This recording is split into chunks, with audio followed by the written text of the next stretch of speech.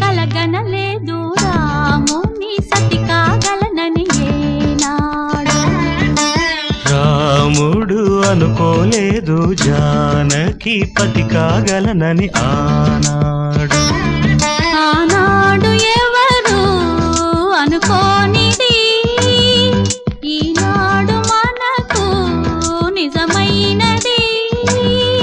ఆ రామాయణం మన జీవన పారాయణం. రాముడు అనుకోలేదు జానకి పతి కాగలనని ఆనాడు.